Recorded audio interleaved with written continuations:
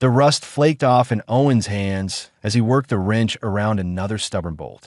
His grandfather's old tractor had been sitting in the barn for 3 years now, collecting dust and mouse nests. The farm needed equipment, and Owen couldn't afford new machinery. This dinosaur from the 1970s would have to do. Sweat dripped down his neck despite the cool autumn air flowing through the barn's open doors. 24 years old and already feeling ancient. The farm was drowning in debt, and Owen was drowning right along with it. His grandfather would have known what to do, but the old man had taken all his farming wisdom to the grave. Owen climbed into the tractor's cabin and immediately regretted it.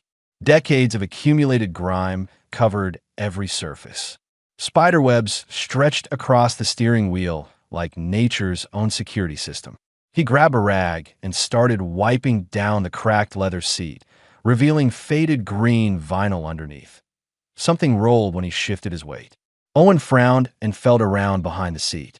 His fingers touched something smooth and warm, wedged tight in the narrow space. He pulled harder, and the object suddenly came free, sending him stumbling backward out of the cabin. Owen caught himself against the barn wall and stared at what he held. An egg, but calling it just an egg felt wrong. The thing was the size of a watermelon, its surface covered in crystalline scales that caught the light and threw it back in rainbow patterns. Colors shifted across its surface like oil on water. And it was warm, almost hot against his palms. His phone buzzed in his pocket. Owen carefully set the egg on a pile of old blankets and pulled out his phone. Another message from the bank about overdue payments. He swiped it away and opened his browser instead. Alien egg identification. Dragon species galactic database. Crystalline egg warm to touch. The search results made his stomach drop. Ever since Earth had joined the galactic community 5 years ago, information had been flooding in faster than anyone could process it. Owen scrolled through images of various alien species and their reproductive methods until he found a match: draconic species. Native to Draconus system. Highly intelligent. Empathic capabilities. Extreme rarity. Protected status across all civilized worlds. Owen looked back at the egg resting on the blankets. A dragon. His grandfather had hidden a dragon egg in his tractor. Why? How? When? The egg pulsed with light, a soft glow emanating from within the crystalline shell. Owen moved closer, drawn by curiosity and something else he couldn't name. He reached out and touched the surface again. The warmth spread up his arm, comfortable and reassuring that a crack appeared. Owen jerked his hand back, but the damage was done. The crack spread like a lightning bolt across the egg's surface, branching into smaller fissures. Light poured through the gaps, bright and pure. Owen's heart hammered in his chest. This was happening. This was really happening. More cracks appeared, the egg fracturing into sections like a puzzle coming apart. Owen knelt beside it, unsure whether to help or run away. A piece of shell fell away, and he saw movement inside. Scales, tiny claws, an eye that gleamed with intelligence beyond anything he expected. The hatchling pushed its way out, tumbling onto the blankets in a mess of wet scales and folded wings. It was small, barely the size of his neighbor's cat, with scales that shimmered between blue and green depending on the angle. The wings were translucent membranes stretched between delicate bone structures. And those eyes, they looked right into him, through him, seeing everything he was and everything he feared. The dragon chirped. The sound was high and sweet, almost like a bird, but with an underlying resonance that Owen felt in his chest. It stood on wobbly legs and took one shaky step toward him, then another. When it reached his knee, it pressed its head against him, and the chirping became a soft, rumbling purr. Owen's hand moved on its own, gently stroking the wet scales. The dragon leaned into his touch, eyes closing in contentment. Something clicked in his mind, a connection he didn't understand, but felt as real as the ground beneath his knees. This creature trusted him, chose him. His phone buzzed again. Owen ignored it, too focused on the impossible thing happening in his barn. The dragon opened its eyes and looked up at him, and Owen knew with absolute certainty that he couldn't give this up. Whatever happened next, whoever came looking, This little dragon was his responsibility now. The dragon's scales were already drying, the colors becoming more vibrant. It spread its tiny wings experimentally, and Owen couldn't help but smile. His first real smile in months, maybe years. Then reality crashed back down. Dragons were protected, rare, valuable. There would be laws about this, regulations, people who would want to take her away.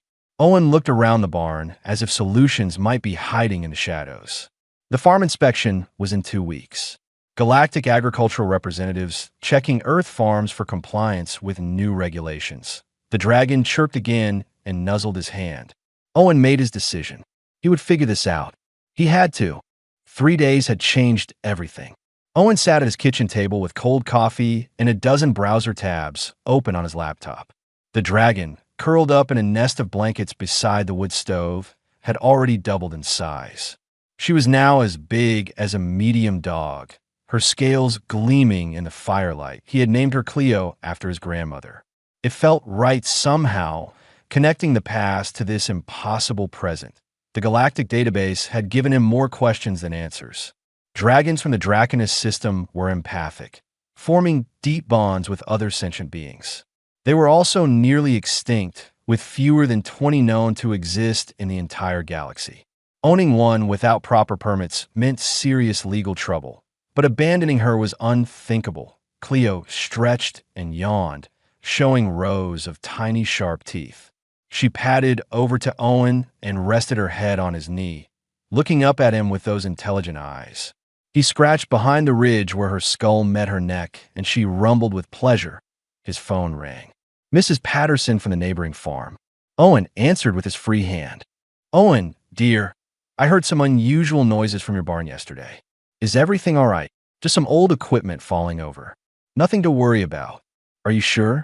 I could come by and help you organize. Owen glanced at Cleo, who was now investigating his coffee mug with intense curiosity. That's kind of you, but I've got it handled. Thanks, though. He ended the call and exhaled slowly. Close. Too close. The farm sat on 40 acres, but Mrs. Patterson had eyes like a hawk and the curiosity of a detective. Keeping Cleo hidden wouldn't be easy. Over the next week, Owen established a routine.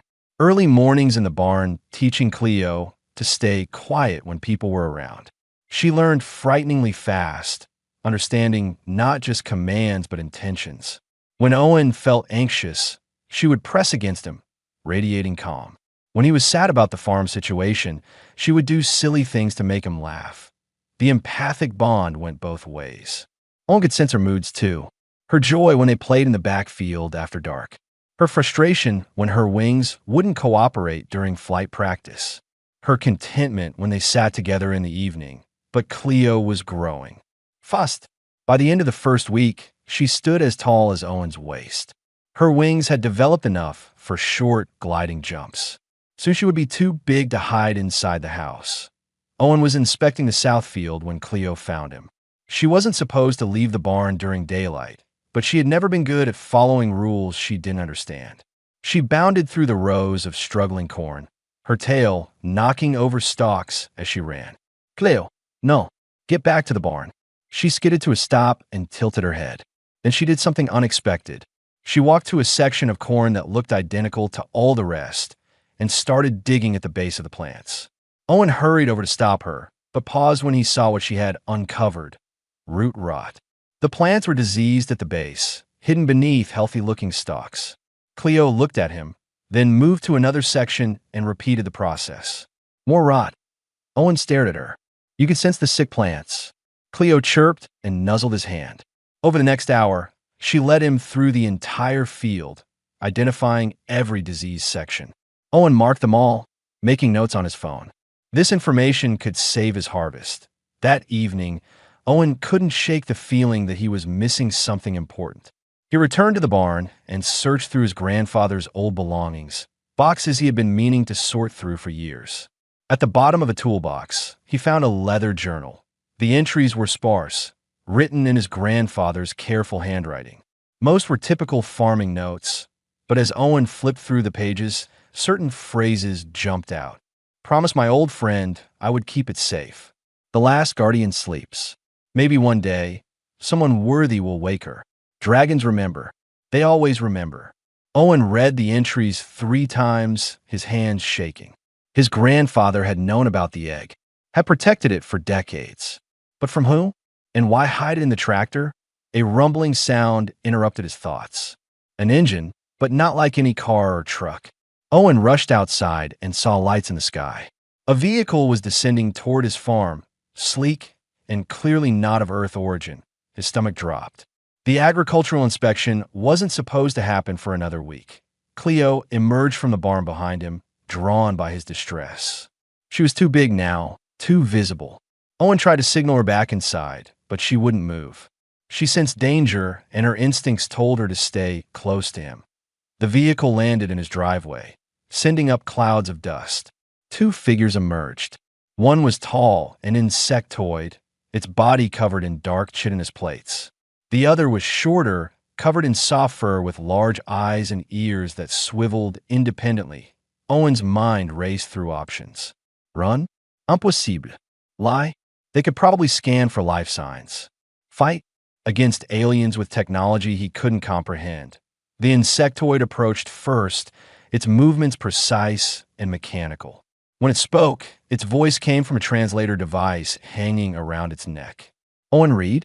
We are here for the standard agricultural compliance review. I am Inspector Tauren, and this is my colleague Mira. Mira, the furry alien, was looking past Owen toward the barn. Her large eyes went wider. She made a sound, soft and reverent, then dropped to her knees. Tauren followed her gaze and froze. After a moment, the insectoid also lowered himself in what could only be described as a bow. Owen turned. Cleo stood in the barn doorway, her scales catching the setting sun and throwing back brilliant shards of light. She looked majestic and terrible and beautiful all at once. Mira was crying, tears rolling down her furry cheeks. Silence stretched across the farmyard like a living thing. Owen stood frozen between the kneeling aliens and his dragon, his heart pounding so hard he thought it might break through his ribs. Cleo watched the visitors with calm curiosity, her tail swishing slowly behind her. Mira spoke first, her voice thick with emotion. A dragon. A living dragon. I never thought I would see one in my lifetime. Tauren's translator crackled to life. This changes the nature of our inspection considerably. Owen found his voice. Look, I can explain. I didn't steal her. I didn't even know she existed until 10 days ago. She was in my grandfather's tractor, and she hatched, and I couldn't just abandon her. Mira rose to her feet slowly, wiping her eyes. No one is accusing you of theft, human, but you must understand what you have here. Dragons are not simply rare creatures. They are sacred to dozens of species across the galaxy. My homeworld, Mira continued, stepping closer but keeping her movements careful and respectful, was dying 300 years ago. Toxic atmosphere, failing crops, endless storms. A dragon came to us. Just one. She sensed our world's pain and spent 50 years helping us understand how to heal it. By the time she passed, we had learned to live in balance again. Cleo chirped and moved forward. She approached Mira fearlessly and pressed her snout against the alien's outstretched paw. Mira gasped, fresh tears streaming down her face. She remembers, Mira whispered. Dragons always remember. The knowledge passes through generations. She knows what her ancestors did for my people. Tauren stood as well, though he maintained more distance. The legal situation is complex, Owen Reed. Dragons cannot be owned in the traditional sense. They choose their companions through empathic bonding. The bond cannot be forced or faked. She chose me, Owen said, and Cleo immediately returned to his side, pressing against his leg. I didn't force anything. She hatched, and she just knew somehow. We believe you, Tauren said. The dragon's behavior makes that clear. However, the Galactic Council has strict protocols for dragon guardianship. There are only 12 known dragons in the entire documented galaxy. Now, 13. This discovery will attract significant attention. Owen's stomach sank. What kind of attention? Mira exchanged a glance with Tauren. The kind that includes scientists who want to study her, politicians who want to use her as a symbol, and unfortunately, collectors who would pay fortunes to possess her. "Over my dead body," Owen said, and meant it. Cleo growled, a deep, rumbling sound that vibrated through the ground. She understood the threat, even if she didn't understand the words that Talron's translator made a sound that might have been approval. That response is precisely what we hope to hear. However, we must complete our inspection and file our report. Once that report reaches the council, others will come.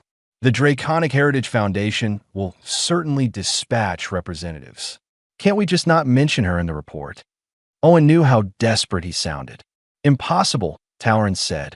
"Our ships have already scanned your farm. The dragon's biological signature is on record.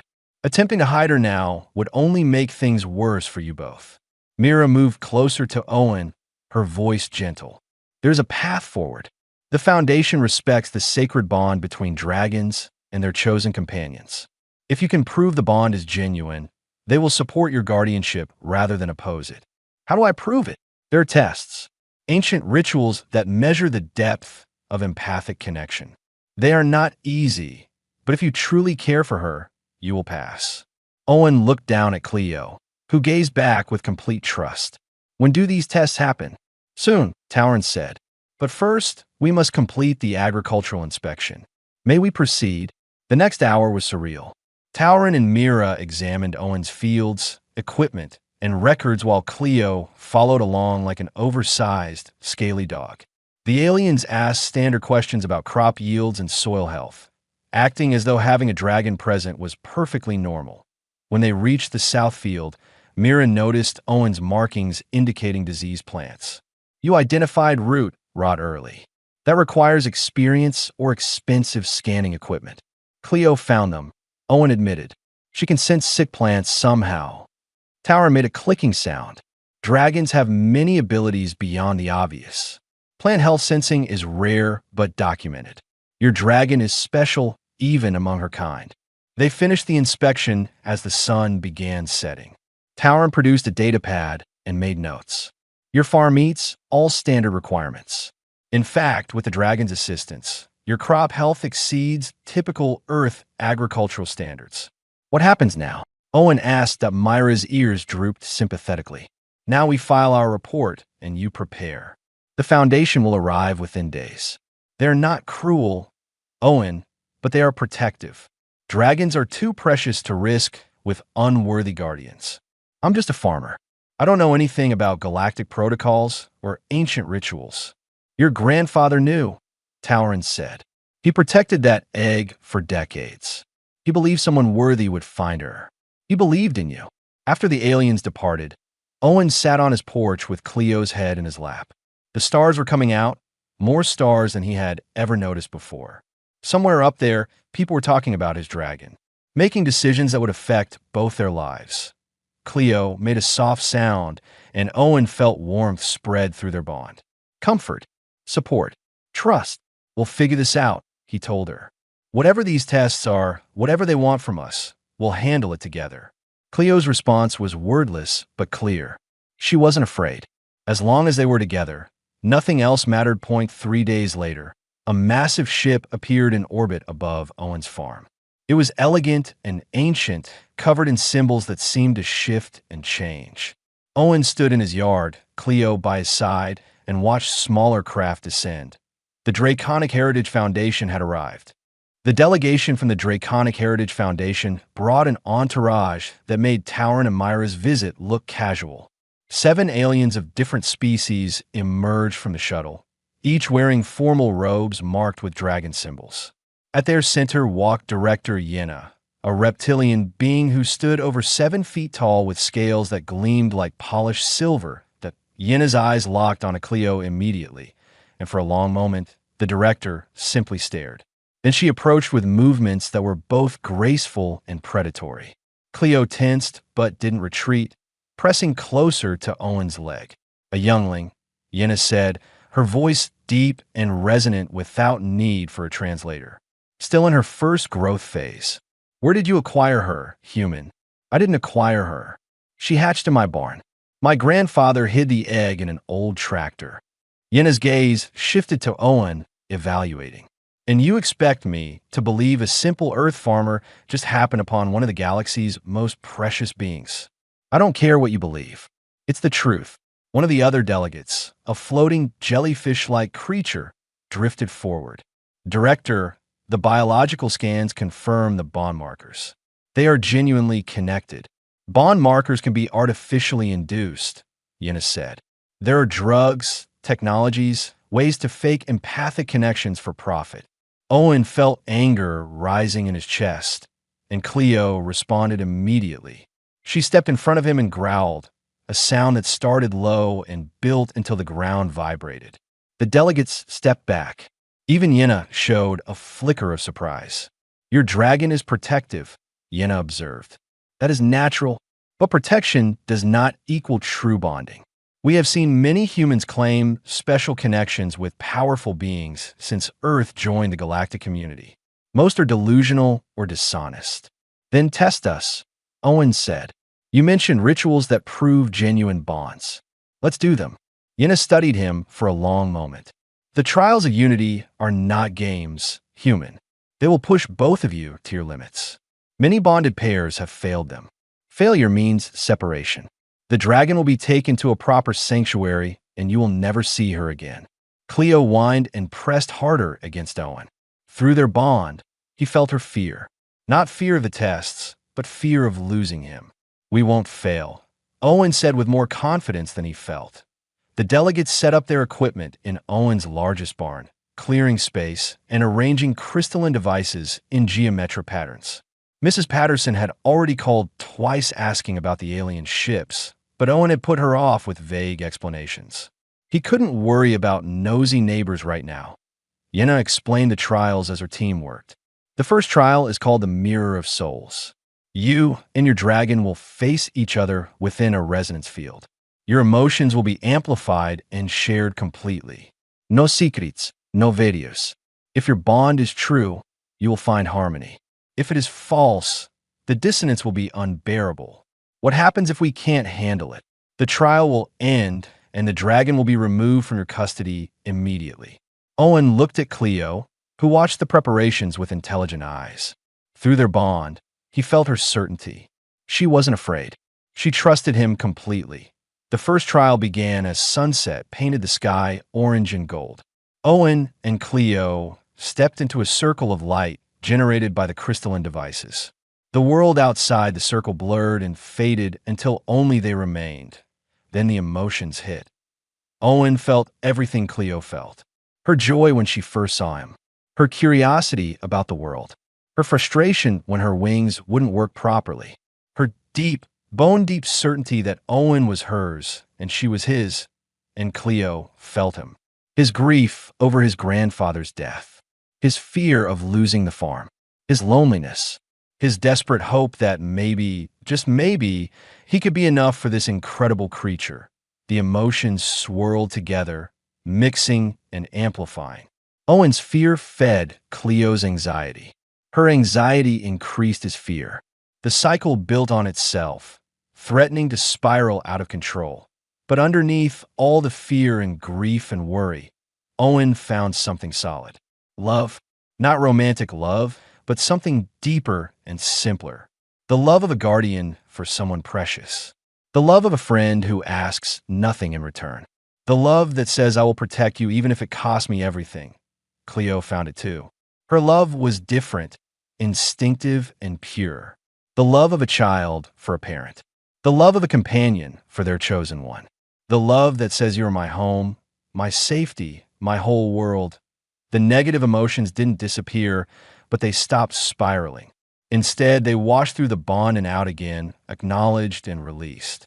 What remained was warm and steady and unbreakable. The light faded. Owen found himself kneeling in the barn with Cleo wrapped around him, both of them breathing hard. The delegates were silent. Yenna approached slowly.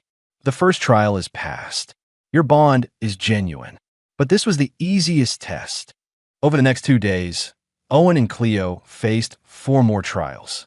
The trial of trust required Owen to fall backward from a platform while Cleo, still learning to fly, had to catch him. She did, barely, her wings straining under his weight. The trial of sacrifice asked each of them to choose between their own comfort and the other's well-being. Both chose the other without hesitation. The trial of understanding tested whether they could communicate complex ideas through emotion alone. The trial of future asked them to commit to a lifetime together, knowing that Cleo would likely outlive Owen by centuries. They passed each one on the third evening. Yenna called Owen to meet her alone. Cleo was sleeping in the barn, exhausted from the trials. The director stood in Owen's field, looking up at the stars. Your grandfather, Yenna said without preamble, was bonded to Cleo's mother. Did you know that? Owen shook his head. Her name was Saren. She died protecting a colony from raiders 30 years ago. Before her death, she laid a final clutch of eggs and asked your grandfather to hide them until they found their own chosen ones. He was a man of honor. He kept his promise. How many eggs? Owen asked quietly. 3. Cleo is the first to hatch. The other 2 are still hidden, waiting. Where? Yenna turned to face him. We don't know. Your grandfather told no one. But now that Cleo has hatched and bonded, the others may wake soon. They will sense their sibling is safe and loved. What do you need from me? The Foundation officially recognizes your guardianship of Cleo. But we need guardians for the others as well. And we need help finding dragon eggs that may be hidden across Earth and other worlds. Your grandfather started something important, Owen. We hope he will continue his work. Owen looked back toward the barn where Cleo slept. I'm just a farmer. Your grandfather was just a soldier. Yet he became one of the greatest dragon guardians in recent history. You have his blood and his honor. More importantly, you have proven yourself worthy. A message came through on Yenna's communication device. She read it, and her expression shifted to alarm. What is it? Owen asked. Our scouts have located another dragon egg. But there's a problem. It is on an abandoned mining station controlled by scavengers. They don't know what they have yet, but they will soon. We need someone to retrieve the egg before it falls into the wrong hands. You want me to go? You're a bonded guardian now. You're the only one the unhatched dragon might accept. Yenna looked at him seriously. This is what your grandfather gave his life to. Will you continue his mission? The Foundation ship felt wrong to Owen. Everything was too smooth, too clean, too precise. He missed the rough wood of his barn and the smell of earth and growing things. Cleo seemed to agree, pressing close to him as they walked through corridors of polished metal. She had grown again. Now she stood as tall as a horse, her wings powerful enough to carry her considerable weight. The past week had been a blur of preparation. Combat training, zero-gravity movement, basic alien technology operation. Owen's head spun with information he barely understood. Tower and Mira had volunteered to join the mission, which gave Owen some comfort. At least he knew them. The rest of the team consisted of Foundation security personnel who looked at him with barely concealed skepticism. A human farmer playing guardian to a dragon. They probably thought it was a joke. Yenna briefed them in the command center. Holographic displays showed the abandoned mining station orbiting a dead moon. The station was evacuated 15 years ago after the mineral deposits ran dry. Scavengers use it as a base now, stripping valuable components to sell on black markets. How did a dragon egg end up there? Owen asked. We believe your grandfather hid it before the evacuation. He worked as a security consultant for the mining company. It would have been the perfect hiding place, isolated and forgotten. Mira pulled up detailed schematics. The egg's biological signature is coming from the lower maintenance levels. These areas have minimal gravity and no atmosphere. You will need suits. Can't we just ask the scavengers to give us the egg? Owen knew it was a naive question before he finished asking it. Tauren's translator clicked. Scavengers are not governed by galactic law. If they realize what they have, they will sell it to the highest bidder. Or worse, they might damage it trying to extract it from wherever it is hidden. So we sneak in, grab the egg, and leave. Simplified, but accurate, Yenna said. We will create a distraction on the station's upper levels. You, Cleo, Tauren, and Mira will enter through a maintenance airlock and navigate to the egg's location. The entire operation should take less than 30 minutes. Owen looked at Cleo, who met his gaze steadily. Through their bond, he felt her readiness. She understood they were saving one of her siblings. The approach to the station was tense. Owen wore a bulky environmental suit that made him feel clumsy. Cleo wore nothing, her natural abilities allowing her to survive in vacuum for short periods. She stayed close to the ship until the airlock opened. The interior of the station was dark and cold. Owen's suit lights cut through the shadows, revealing corridors filled with floating debris. Tauren led the way with professional efficiency, checking corners and monitoring for scavenger patrols. They descended 3 levels without incident. Then alarms started blaring throughout the station. "The distraction has begun," Mira said through the communication system. "We have approximately 20 minutes before the scavengers investigate the lower levels." They moved faster, Cleo's wings allowing her to navigate the zero gravity with grace that Owen could only envy. His magnetic boots kept him grounded, but slowed him down. Tauren had to help him twice when he nearly floated away from handholds. The maintenance level was a maze of pipes and machinery. Owen's scanner led them deeper into the guts of the station until they reached a sealed storage chamber. The door had been welded shut decades ago. "This is it," Mira said, checking her readings. "The egg is inside." Tauren produced a cutting tool and began working on the welds. Sparks flew in lazy arcs through the zero gravity. Minutes ticked by. Owen could hear sounds echoing through the station. The scavengers were coming. The door finally gave way. Inside the chamber, wedged between coolant tanks and covered in frost, was the egg. It was larger than Cleo's had been, its crystalline surface covered in ice that sparkled in their lights. Cleo pushed past Owen and pressed her snout against the frozen egg. She made a sound, low and mournful. The egg responded. Light pulsed beneath the ice, weak but present. "It is alive," Mira said with relief. "But we need to warm it carefully or the thermal shock could be fatal." "No time," Tauren said. Scavengers approaching. 2 minutes out. Owen made a decision. He stripped off his suit's thermal layer and wrapped it around the egg, then activated the heating elements. Cleo helped, breathing carefully controlled flames that melted the ice without scorching the shell. The egg pulsed brighter. Through his bond with Cleo, Owen felt something else. Another presence, confused and frightened but aware. The unhatched dragon could sense them. Cleo chirped softly, a comforting sound. The egg's light steadied. "They are here," Tauren said. The corridor behind them filled with lights and angry voices, shouting in languages Owen didn't recognize. Mira sealed the chamber door and engaged the lock. "That will hold them for 30 seconds. Maybe." Owen carefully lifted the egg. It was heavy, easily 60 pounds, but adrenaline made it manageable. "Go. I've got it." They ran. Or rather, they launched themselves through zero gravity in the direction of the airlock. Behind them, the door exploded inward.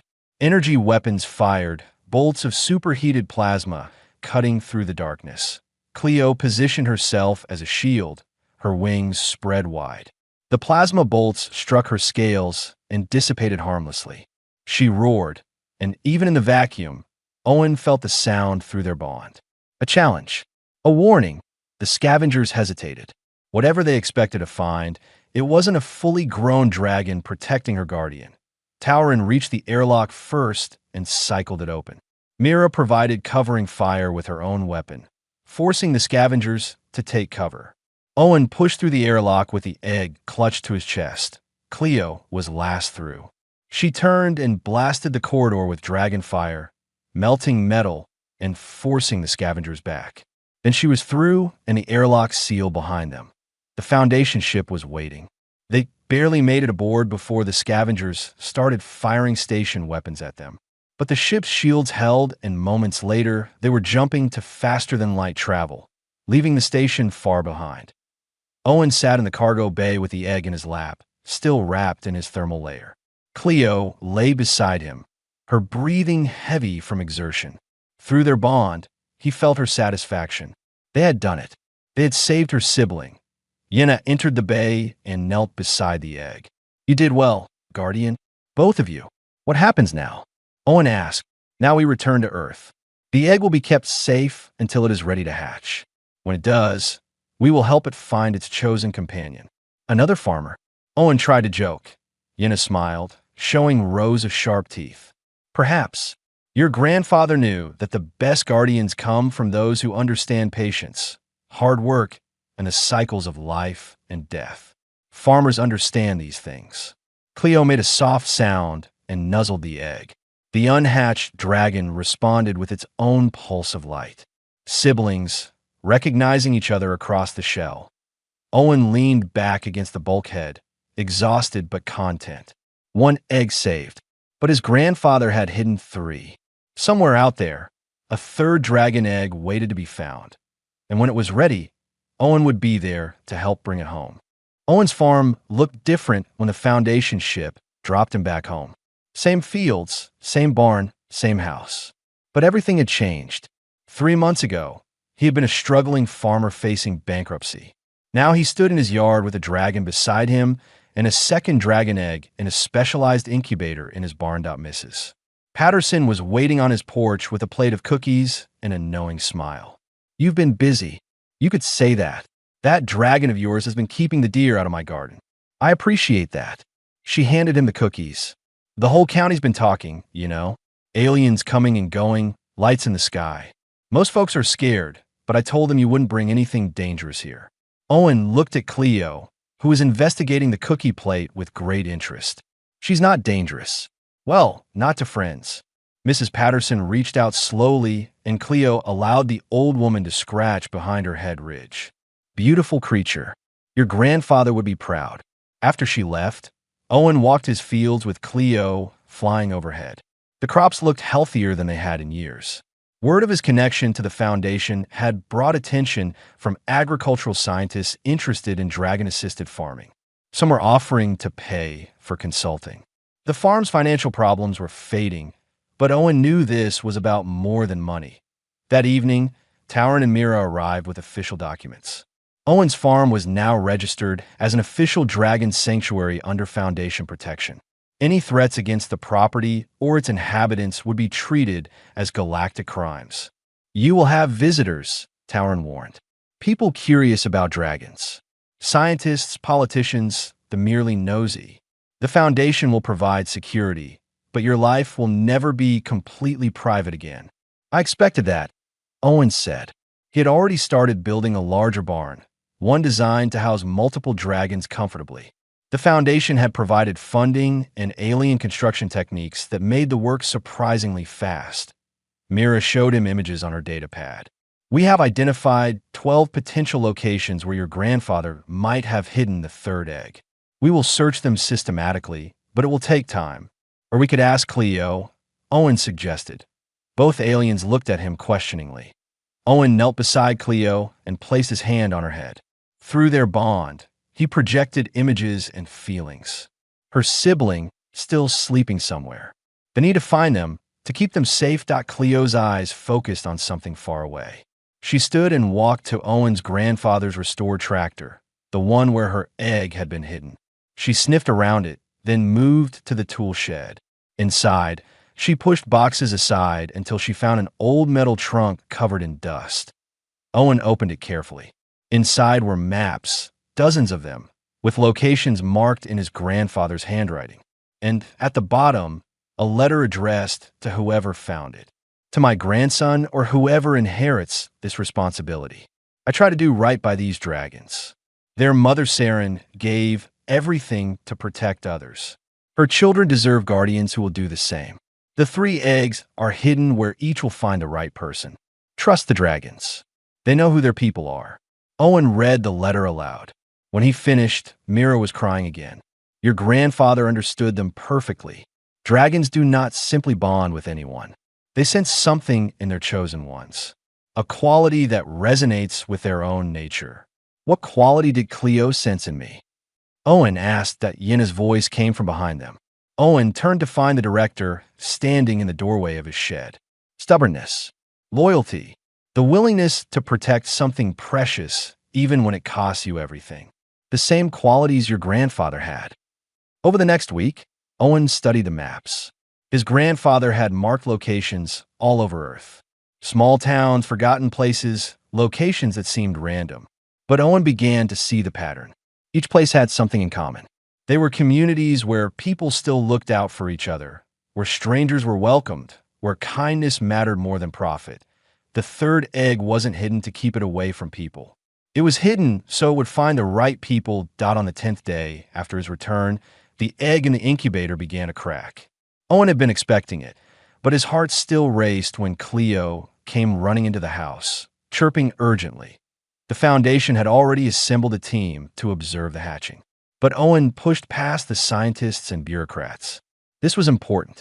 The hatchling needed to see friendly faces first. The egg split open and a dragon tumbled out. This one had scales that shifted between gold and bronze, larger than Cleo had been a hatching. The dragon looked around with intelligent eyes, taking in the strange equipment, the watching aliens, the bright lights. Then it saw Cleo. The hatchling chirped and rushed forward, tangling itself in its own legs and sprawling on the floor. Cleo chirped back and nuzzled her sibling, welcoming them into the world. But the bronze dragon's eyes kept searching, looking for something. Someone. A young woman pushed through the crowd. She was Foundation staff. Owen remembered, one of the research assistants. Her name was Brooke. She had been gentle with the egg, speaking to it softly during monitoring sessions. The bronze dragon saw her, and everything stopped. The hatchling made a sound, not quite a chirp, deeper and more resonant. Then it walked straight to Brooke and pressed its head against her legs. Brooke dropped to her knees, tears streaming down her face. "Oh," she whispered. "Oh, hello there." Owen felt Cleo's joy through their bond. Her sibling was safe, loved, home. Yenna watched with satisfaction. "It seems we have found our second guardian." Owen smiled. "My grandfather knew what he was doing. The dragons find the right people if you give them the chance." The months that followed were busy. The farm became a training center for future dragon guardians. People came from across Earth and beyond to learn, to study, to understand. Owen taught them what he had learned. Patience, respect, love without ownership. Cleo grew in her full size, majestic and powerful.